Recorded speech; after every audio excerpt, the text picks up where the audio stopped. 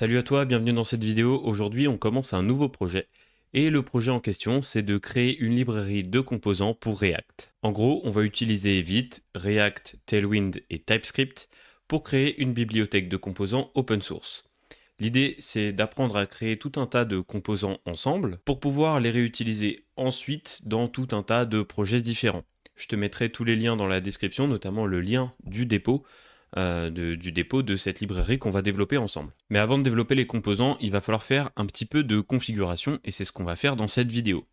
Si tu me connais pas encore, moi c'est Brian, t'es sur Atomic React, la chaîne qui te dévoile les moindres secrets de React et de son écosystème. Avant d'aller plus loin, je t'invite à t'abonner parce que du coup je vais faire toute une série de vidéos pour qu'on apprenne ensemble à développer tout un tas de composants comme des modals, des drop-downs, des toast notifications et tout un tas d'autres composants. Et évidemment, je t'incite à liker cette vidéo pour que YouTube te recommande d'autres vidéos du même genre. Si tu as déjà un pied dans l'écosystème React, tu dois déjà connaître certaines librairies de composants comme Chakra UI par exemple, qui est très connu, ou MUI, aussi, qui reprend le design, donc le Material Design. C'est le design system qu'on retrouve notamment chez Google et sur les appareils Android.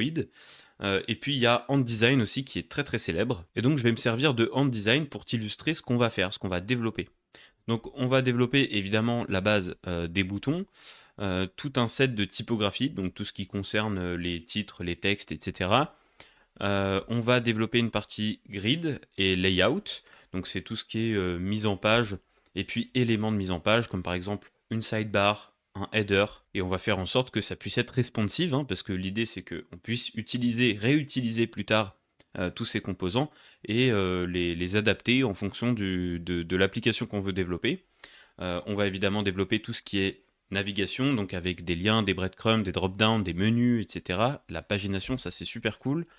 Et ensuite, on a tout ce qui est data entry, donc les formulaires, les inputs. On va s'occuper des passwords avec, tu sais, le fait d'afficher et puis de masquer le mot de passe quand tu es en train de l'écrire, etc.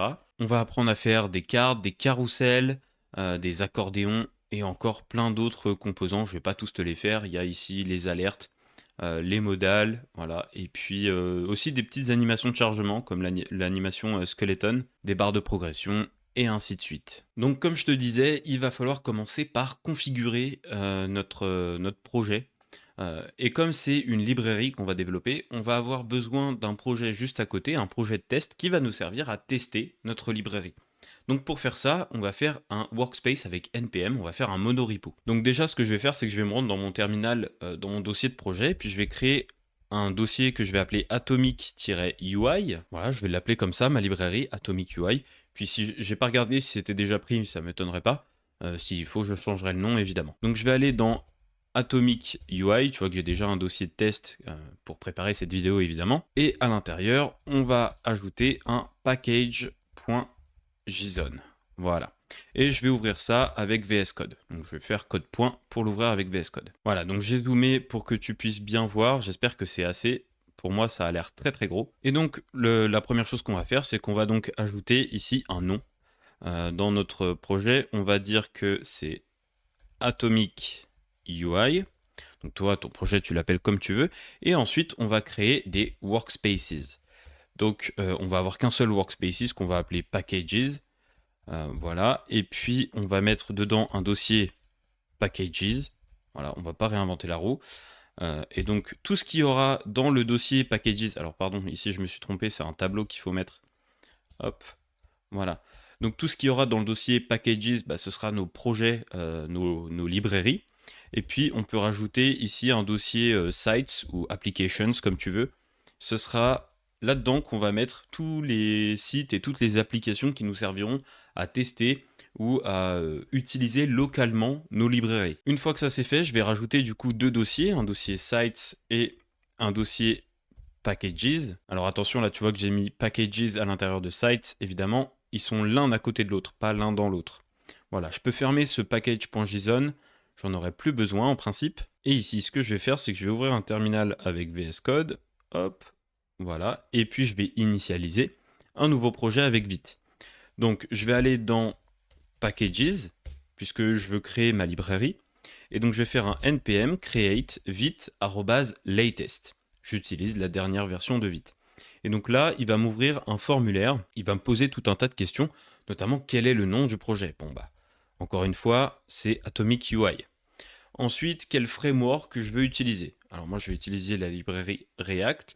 D'ailleurs, si tu fais encore la confusion entre framework et librairie, j'ai fait une vidéo la semaine dernière sur la différence entre les frameworks et les librairies et pourquoi on dit que React, c'est pas un framework mais une librairie. Donc, je te mets le lien de la vidéo en haut quelque part et dans la description. Ensuite, nous, on va utiliser TypeScript. Donc, je sélectionne TypeScript. Et bah voilà, c'est terminé. Maintenant, si je fais un ls, j'ai bien mon Atomic UI qui apparaît ici. Et si j'ouvre Packages ici, on voit le dossier Atomic UI. Donc je vais aller à l'intérieur et puis je vais faire un npm i pour npm install. Je vais installer les librairies comme le demande Vite. Donc là, en principe, on a une configuration ESLint qui est présente par défaut. Tu vois qu'on a une petite config, il n'y a quasiment pas de règles.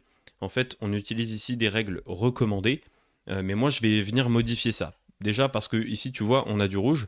Bon, ça peut très vite être corrigé. On va faire ça ensemble. Et notamment, ça peut être corrigé ici en rajoutant node.true. Donc ici, on va rajouter l'environnement node, puisqu'on va avoir une configuration à faire avec des packages qui proviennent de node. Donc il faut dire à ESLint qu'on va utiliser ces packages qui viennent de node. Et donc, il ne faut pas qu'ils s'alarment. Faut pas qu'il s'en fasse, ce sera tout à fait normal. Et tu vois que ici le module.export, il est plus souligné en rouge maintenant. Donc moi je vais venir ajouter aussi ma config, ma propre config ESLint. Je te mettrai le lien en description si tu veux la récupérer. Et pour ça je vais avoir besoin d'installer certaines librairies. Parce que tu vois que par défaut, donc Vite installe TypeScript ESLint, ESLint plugin, TypeScript ESLint parser. On a aussi ESLint plugin React Hooks et React Refresh. On a évidemment ESLint. Mais il manque certaines librairies dont j'aurais besoin, notamment une librairie pour gérer tout ce qui est import. Il n'y a pas ESLint plugin React tout court, ça j'aimerais bien l'avoir. Il n'y a pas non plus l'import resolver avec TypeScript, ça on va en avoir besoin. Et il n'y a pas aussi JSX A11Y, c'est JSX Accessibility. Et comme on développe une application, enfin pas une application, mais une librairie de composants, il va falloir à un moment ou à un autre se soucier un minimum de l'accessibilité. Donc on va installer toutes ces librairies-là. J'ai déjà la commande. Hop, la voilà. Donc tu vois que ici, on a npm i-d, je mets ça en tant que dev dependencies, ESLint plugin import, import resolver TypeScript, ESLint JSX A11Y et ESX plugin React. Voilà, donc tout ça, c'est les librairies qui manquent pour que je puisse venir intégrer ma propre configuration. Donc j'installe tout ça et puis je vais chercher ma config. Donc là, je vais complètement remplacer toute cette config là par ma config. Donc je supprime tout là et puis je colle ma propre config. Voilà, je vais pas te la détailler, hein. On n'est pas là pour ça.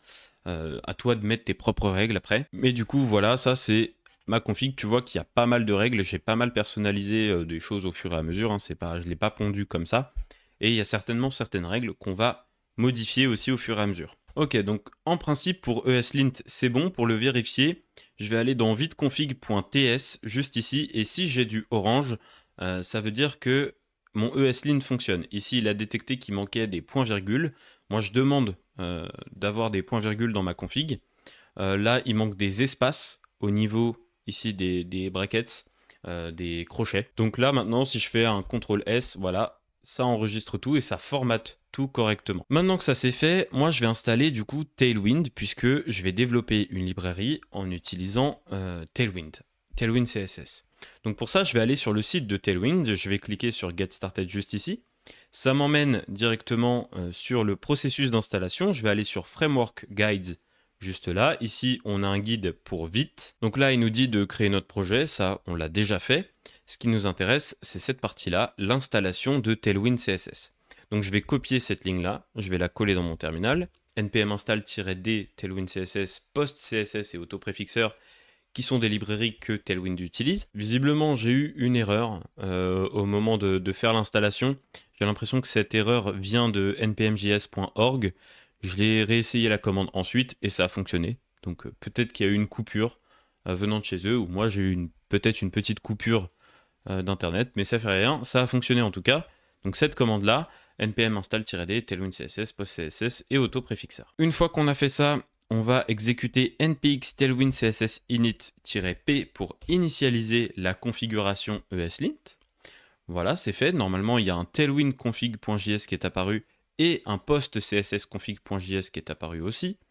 Donc là, on voit qu'il y a du orange. Je peux faire un CTRL S, ça va formater. Hein, c'est ESLint qui fait ça, mais on n'a rien à modifier dans post cssconfig. Par contre, dans Tailwind config, on a la même chose, là, du petit orange. Hop, j'enregistre et ça formate tout seul. Par contre, du coup, je disais, là-dedans, on va avoir quelque chose à modifier, notamment au niveau du contenu. Et ça, Tailwind nous le précise à cet endroit-là. Donc, on va récupérer les recommandations ici et on va intégrer ça. Donc, du coup, c'est au niveau de content. Donc, on va remplacer ici content par ce qu'on a récupéré qui vient de la doc Tailwind. Donc, ça permet ici de prendre en compte le index.html. Ça, on ne va pas en avoir besoin, on peut le retirer. Et de prendre en compte tous les fichiers qui se terminent en .js, .ts, .jsx et .tsx dans le dossier src. Ensuite, il nous dit qu'il faut intégrer dans le index.css Tailwind, Tailwind Base, Components and Utilities. Donc on va aller dans src, index.css. Donc ça, c'est le code de base, le code CSS qui est intégré directement par Vite. On va le retirer tout en entier, on n'en a pas besoin. On va juste intégrer Tailwind comme ceci. Voilà, donc là, normalement, Tailwind, c'est fait, c'est installé. Je vais en profiter pour virer app.css qui est juste là, j'en ai pas besoin, je vais le supprimer. Voilà. Et puis je vais supprimer aussi app.tsx, j'en aurai pas besoin. Et je vais supprimer les assets, il n'y a que react.svg dedans, je vais le retirer. Voilà. Et il est censé me rester que ça. Je vais pouvoir aussi supprimer main.tsx, j'en ai vraiment pas besoin. Nous, on va avoir ici un index.ts. Voilà. On le complétera un petit peu plus tard, mais ça nous permet voilà, d'avoir un dossier un petit peu plus clean. Au niveau de src, on a quelque chose de plus clean, on va pouvoir travailler dans de meilleures conditions sans être pollué par tout un tas de fichiers. Dans la configuration Tailwind, je vais rajouter une chose, c'est un préfixe. Je vais rajouter un préfixe que je vais appeler atomic-. Donc ça va permettre d'ajouter un préfixe systématiquement à toutes les classes. Donc par exemple, quand je voudrais avoir une classe avec, je sais pas, moi je veux utiliser du coup les classes Tailwind, donc par exemple je veux un background indigo en 500, et ben je devrais systématiquement le préfixer de atomic-. Donc on aura atomic-background-indigo-500. Et là on voit d'ailleurs que comme j'ai l'extension Tailwind, voilà cette extension là, Tailwind CSS IntelliSense, je te recommande de l'installer. Comme j'ai l'extension, il a détecté quelle couleur c'était. Il a remarqué qu'ici on avait un préfixe, donc il est nécessaire. Et ensuite, il est parti récupérer la bonne couleur. Tu vois que là, si j'enlève le préfixe, il ne détecte plus la couleur, il ne sait plus exactement ce que c'est. Donc pourquoi on veut ce préfixe-là? On veut ce préfixe pour éviter de rentrer en conflit éventuel avec d'autres librairies et avec le projet qui viendrait récupérer notre librairie pour l'utiliser. Voilà, donc là, comme ça, on est tranquille, on a nos classes à nous. Et puis, si à un moment on veut réécrire certaines classes, on ne sera pas embêté. Donc je peux fermer ESLint et la config Tailwind, et on va pouvoir continuer et passer à la configuration de Vite, puisque là, il va falloir configurer du coup Vite pour le convertir en librairie, pour que Vite comprenne que ce qu'on est en train de développer, c'est une librairie. Et pour ça, on va avoir besoin d'installer une librairie, un package. Alors, je vais nettoyer mon terminal et je vais installer en tant que dev dependency Vite plugin DTS. Alors Vite plugin DTS, ça va nous permettre de générer des fichiers de déclaration de type.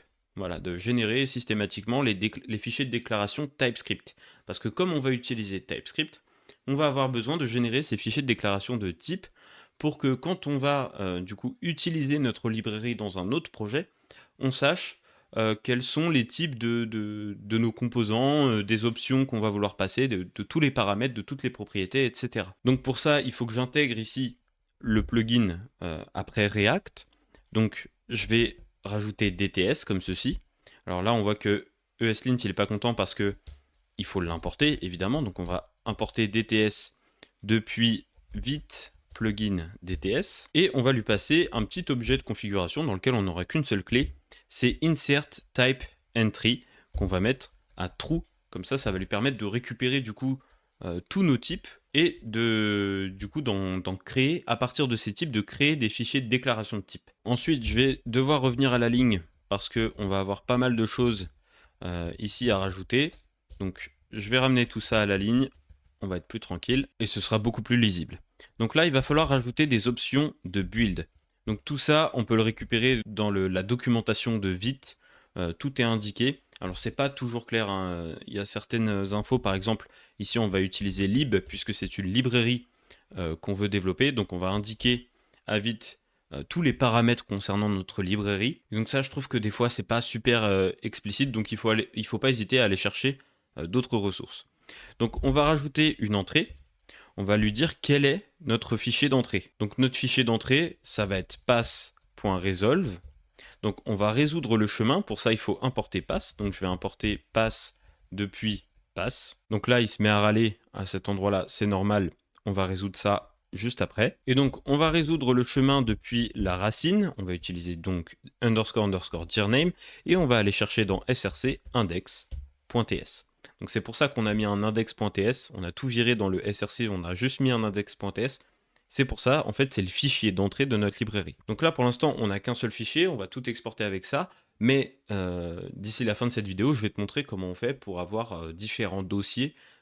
Quand on veut exporter, du coup, plusieurs sous-modules de librairie, je vais te montrer comment on fait parce que souvent c'est plus optimisé, notamment quand on a des grosses librairies, ça permet de mieux structurer la librairie et d'avoir quelque chose d'un peu plus optimisé, de plus léger à utiliser ensuite. Donc je vais définir encore une fois le nom de la librairie, c'est Atomic UI. Ensuite on va avoir les formats. Alors ça je le récupère depuis la documentation. Hop.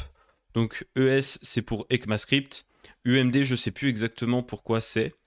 Il faut que je regarde la doc. Donc tu vois, si tu veux te repérer dans la documentation, tu peux aller dans guide juste ici, tu as Building for Production à gauche.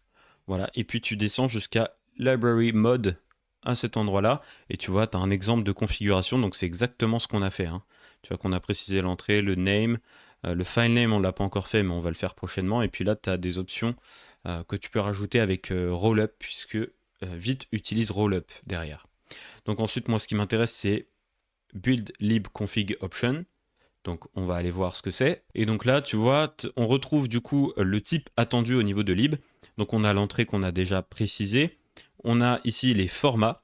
Donc tu vois qu'on a ES pour ECMAScript, CJS pour CommonJS, UMD et IIFE, ça je sais plus ce que c'est. Et du coup, une petite recherche sur internet s'impose. Voilà, donc là je suis tombé sur un petit article.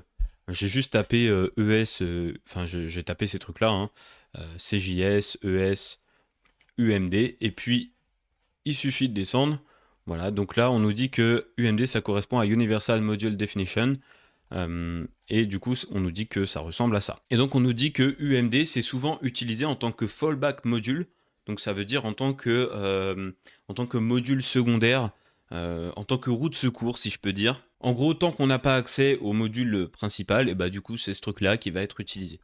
Donc ici j'ai mis ES UMD, c'est ce qu'il y a dans la documentation. Ensuite, file name. Alors, au niveau du file name, donc ça c'est le nom du fichier de sortie, on risque nous d'avoir plusieurs fichiers. Donc je ne vais pas simplement mettre une chaîne de caractères en mettant atomic.js, alors je pourrais, hein, mais là en plus on a deux formats différents, donc il va falloir exporter ces deux formats-là. Donc ce qu'on va faire ici, c'est passer en valeur une fonction fléchée. Cette fonction, elle va nous permettre de récupérer le format du fichier ciblé, et ici on va ajouter une template string et on va dire que nos fichiers ils vont s'appeler atomic UI. À cet endroit là on va passer le format et ensuite on va mettre .js. Voilà, donc là au niveau de la partie lib on est bon. Maintenant on va devoir ajouter quelques rollup options puisque on utilise des librairies externes et notamment React et React DOM. Donc ça il faut le préciser et il faut lui dire aussi de quelle façon on les utilise, comment nous on va les utiliser dans notre application. Donc on va définir une output, on va rajouter des globales et on va lui dire que React on l'utilise en tant que React avec une majuscule et que React DOM, donc là il faut que je mette des guillemets, React-DOM, on va l'utiliser en tant que React DOM de cette façon. Ok, maintenant moi j'aimerais bien résoudre ce rouge qui est là, il connaît pas dirname, il connaît pas pass qui est juste ici. Donc pour ça, il va falloir aller dans tsconfig.json et on va aussi ouvrir tsconfig.node.json et on va modifier quelques petits trucs. Notamment le module résolution qui est là. Alors moi je vais pas lui dire qu'on est en mode bundler, tu vois qu'on a plusieurs options, et on va lui dire que nous, on est avec Node. Comme ça va lui permettre de mieux comprendre ce genre de truc. Mais tu vois que c'est pas suffisant. Il va falloir rajouter d'autres choses. À cet endroit-là, le module résolution, c'est pareil. On va mettre Node. Donc là, on a mis Node des deux côtés. On voit que ici, on est en mode ESNext pour nos modules. Donc ça veut dire que nos modules sont censés être amenés vers la dernière version de ECMAScript. Et par contre, tu vois que ici, on est en ECMAScript 2020. Donc moi, je vais remettre du coup en ESNext. Voilà, partout où il y a ES 2020, je vais mettre ESNext. Comme ça, on aura la dernière version d'ECMAScript. Bon, visiblement, tout ça, ça suffit pas à enlever le rouge qui est là. Il n'arrive toujours pas à résoudre la librairie pass et la variable globale dirName. Donc du coup, ce que je pense, c'est qu'il manque une librairie. C'est, du coup, on va l'installer. Je vais nettoyer mon terminal et on va faire un npm-i-d @types/node.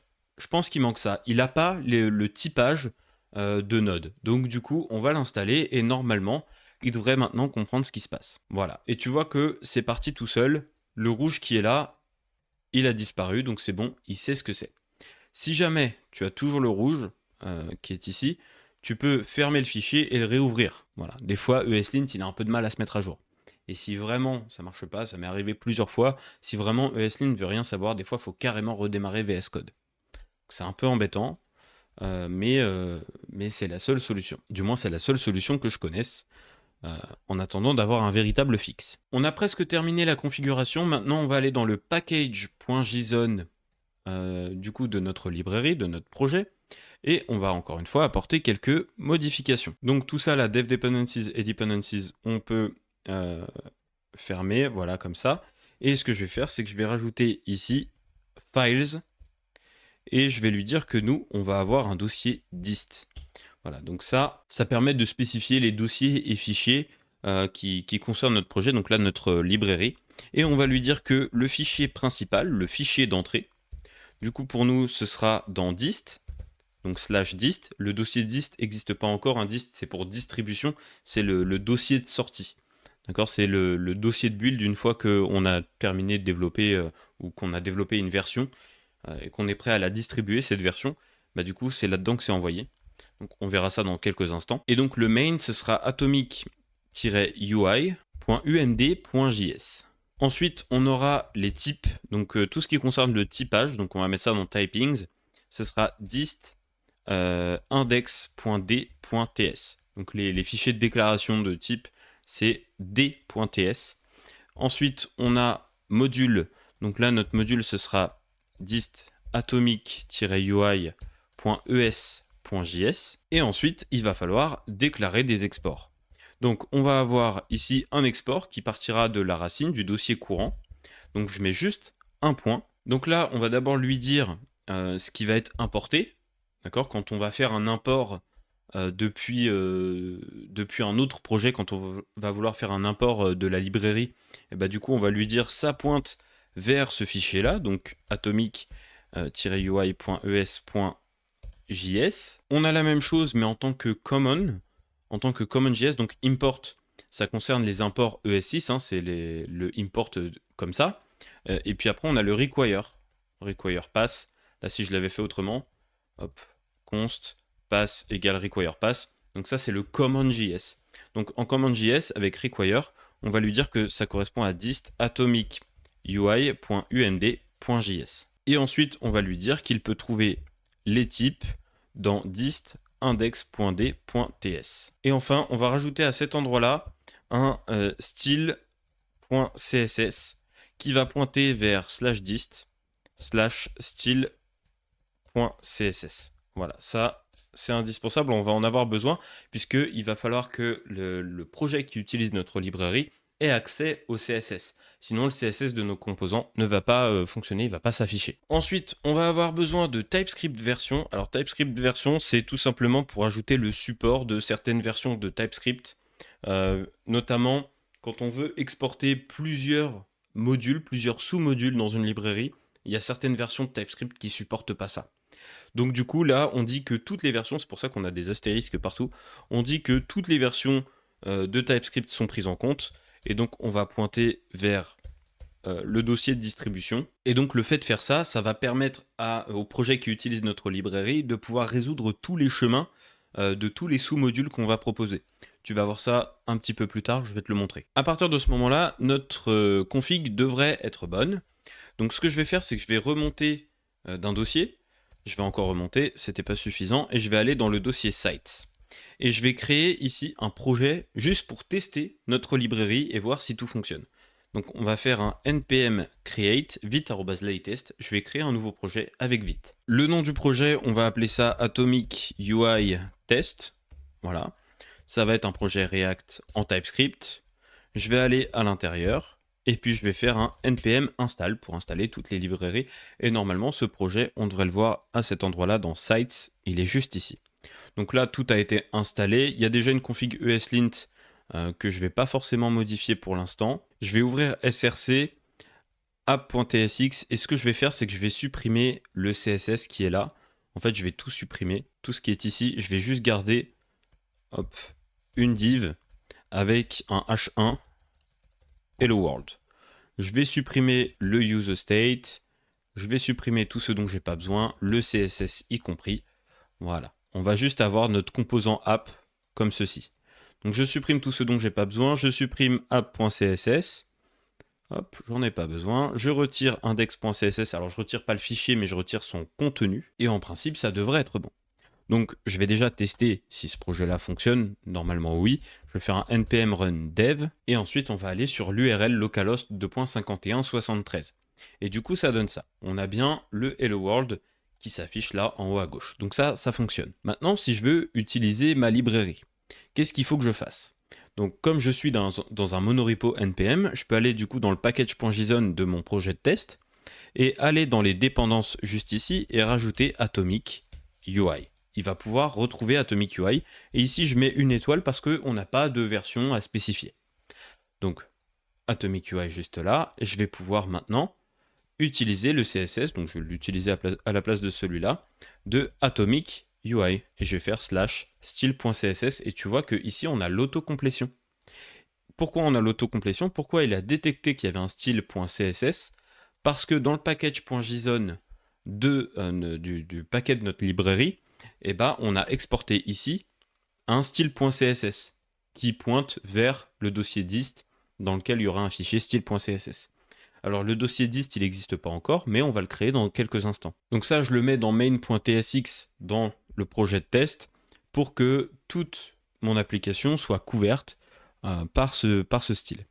Donc ensuite, je vais aller dans app.tsx et je m'attends ici à recevoir un bouton qui viendrait de Atomic UI. Donc on va faire import button from Atomic UI. Voilà. Donc là, par contre, il dit attention, Atomic UI, moi je connais pas. Donc on va voir ça ensemble. On va aller du coup sur Atomic UI et puis on va rajouter ici un nouveau dossier qu'on va appeler button. Je vais mettre un index.tsx à l'intérieur et ici je vais créer un composant button de test. Donc je crée mon composant, hop. Ce composant, il va retourner tout simplement un bouton. Ici, on va mettre children et je vais l'exporter par défaut, ce bouton. Alors là, on a ESLint qui râle de tous les côtés, c'est normal. Children ici, je ne l'ai pas récupéré depuis les props, donc je vais le récupérer. Ensuite, il me dit, attention, il manque un attribut type sur le bouton, donc là, il faudrait que je rajoute un type. Mais ça, on va laisser la personne qui utilise le bouton, la développeuse ou le développeur qui utilise le bouton, on va lui laisser le soin de choisir ça. Donc moi, ce qu'il faut que je fasse, par contre, c'est que j'ajoute du typage ici. Je rappelle qu'on est en TypeScript. Donc je vais dire que ici, ce qui est attendu, c'est quelque chose de type button HTML attributes, donc des attributs de boutons, qui correspondent du coup à HTML button element. Voilà. Donc là, ce qui va être envoyé, c'est un HTML button element, et il a button HTML attributes, donc il a des attributs de boutons. Donc ici, je vais récupérer le reste des propriétés et je vais pouvoir le passer directement à cet endroit-là au bouton et il devrait être content. Visiblement, il est toujours pas content, donc ce que je vais faire pour qu'il arrête de râler, en attendant que j'ajuste cette règle-là, je vais lui passer un type button de base. Donc là, j'ai mon bouton de test, je vais lui rajouter quelques classes pour qu'on puisse facilement le reconnaître côté client. Quand je dis côté client, c'est côté projet test. Quand on va l'utiliser dans le projet test, il faut qu'on puisse le reconnaître, ce bouton, et lui donner le style justement de Tailwind. Donc ici, on va utiliser Atomic Background Indigo 500. Donc ça, c'est pour le background color. Ensuite, atomic-text-white, on va mettre un texte en blanc. Atomic rounded, on va le mettre en MD. Et ensuite, on va rajouter atomic. On va rajouter un petit padding, atomic P-2, je pense que c'est pas trop mal. Voilà, donc ce qui est un peu pénible là du coup, c'est qu'il faut rajouter atomic à chaque fois devant. Une fois que j'ai développé mon composant juste ici, je vais pouvoir retourner sur le index.ts de la librairie et faire un export de default as button. Donc je vais récupérer mon bouton depuis bouton. Voilà, je récupère l'export par défaut du fichier button et je l'appelle button, puisque je ne peux pas faire export button tel quel. Il faut que j'aille récupérer l'export par défaut et que je lui dise tu t'appelles button. Voilà. Donc je l'exporte comme ceci. Ensuite, il faut que je pense aussi à importer index.css à cet endroit-là pour que mon bouton puisse bénéficier, et d'ailleurs tous les composants qui viendront en dessous puissent bénéficier des classes de Tailwind. Une fois que ça c'est fait, je vais ouvrir ici un second terminal. Voilà, donc comme ça j'ai Atomic UI Test. Donc ça, je sais que c'est mon projet test pour tester ma librairie. Et à côté de ça, je vais aller du coup dans Packages, Atomic UI. Voilà.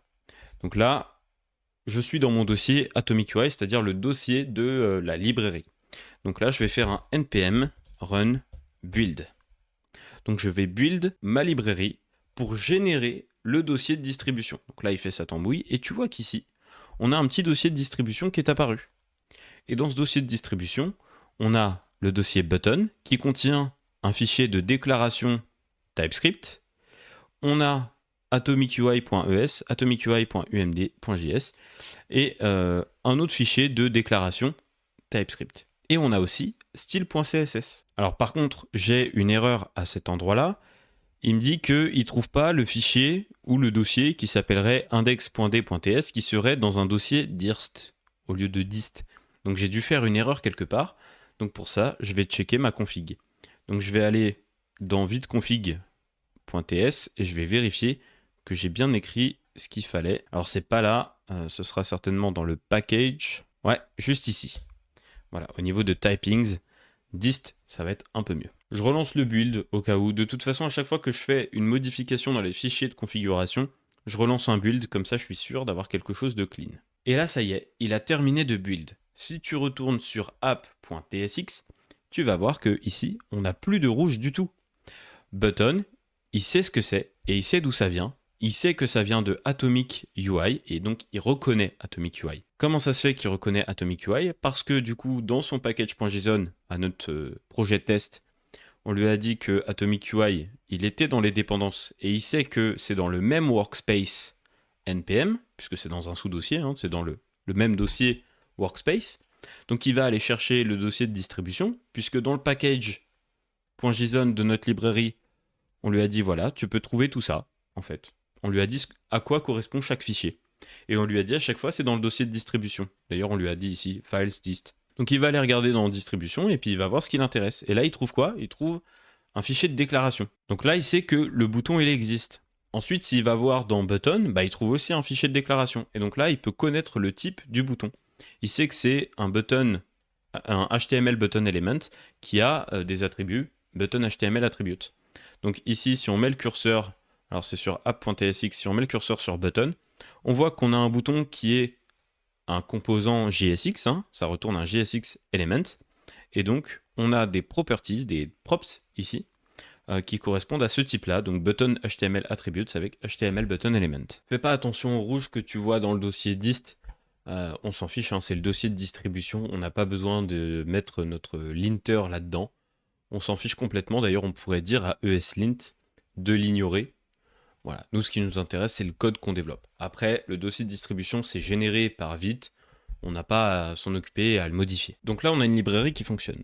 Et tout à l'heure je te disais que notre librairie là elle n'est pas optimale, notamment le jour où on aura plein de composants, là on a juste un bouton, mais si demain je vais rajouter tout ce qui concerne les formulaires avec tous les types d'input différents, si je veux rajouter des éléments de navigation, etc., la librairie va commencer à être assez conséquente en termes de taille, en termes de poids. Et donc ici, le problème, c'est que si on exporte tout depuis un seul fichier, en fait, on va exporter du coup toute la librairie avec un seul fichier. Et ça, c'est pas terrible parce que du coup, quand une librairie, enfin pas une librairie, mais un projet va vouloir faire appel à notre librairie et qui va vouloir importer un seul composant, en fait, il va importer toute la librairie avec. Or, nous, ce qu'on aimerait faire, c'est faire en sorte que quand la personne qui utilise notre librairie souhaite importer un composant, elle importe qu'un groupe de composants. On veut restreindre. Ce serait un peu trop chiant à faire si on voulait faire en sorte d'importer seulement un composant par un composant. C'est tout à fait faisable.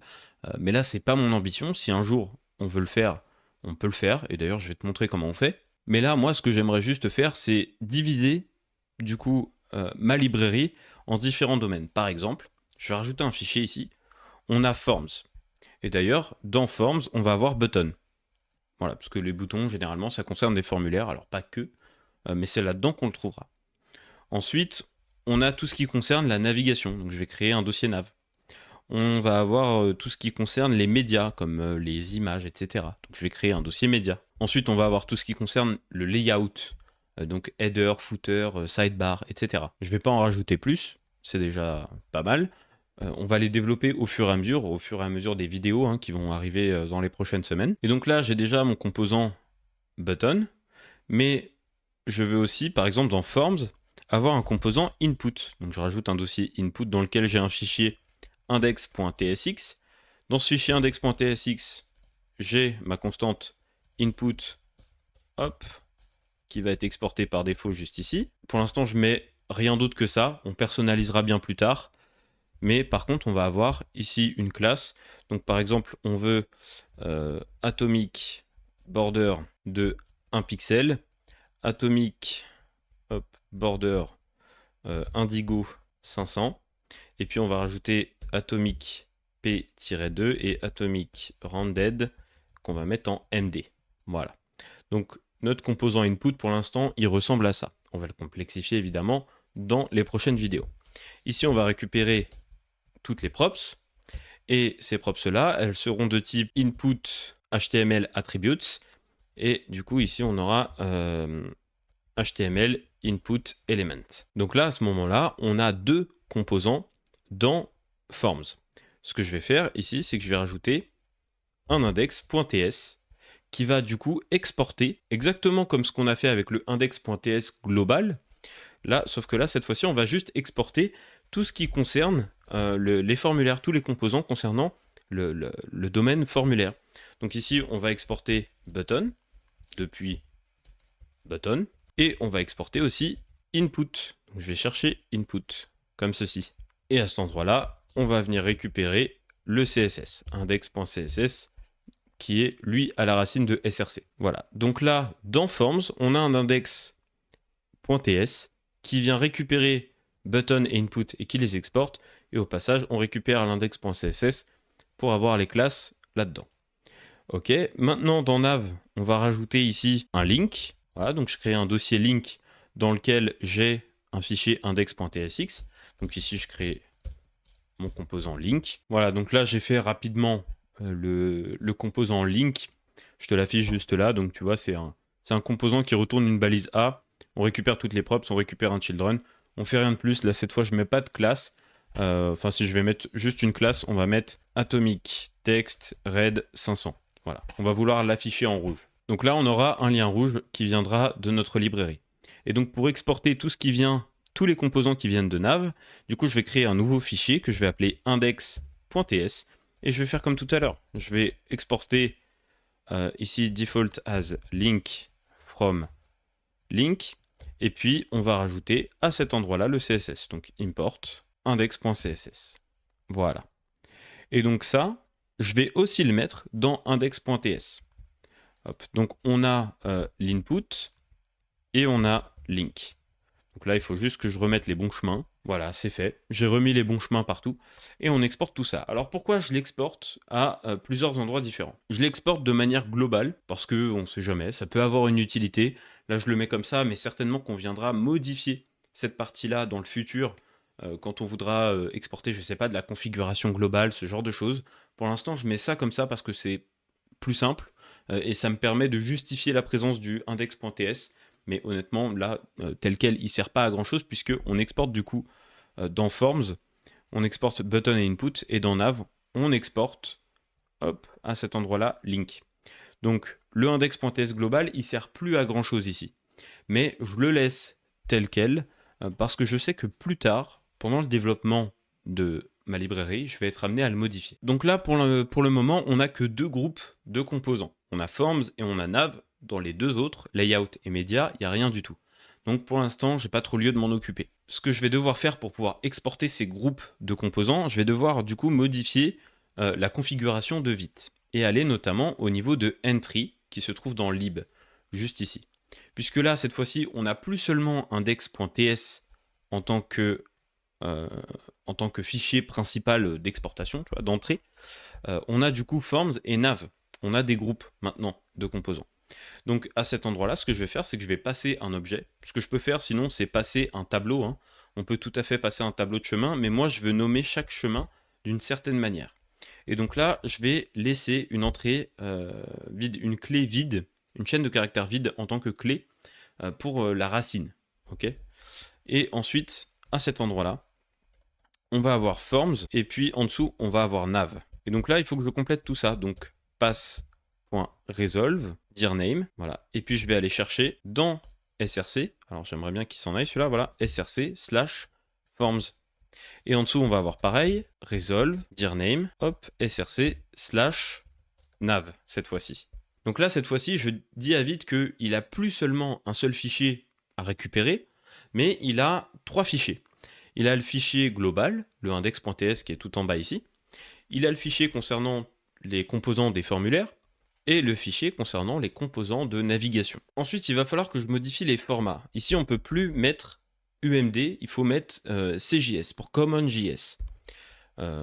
Je ne sais pas exactement pourquoi, je ne connais pas exactement l'explication, je sais juste qu'en UMD, quand on a plusieurs entrées, ça ne fonctionne pas. Donc, on va mettre CJS. C'est ce qui est recommandé par Vite.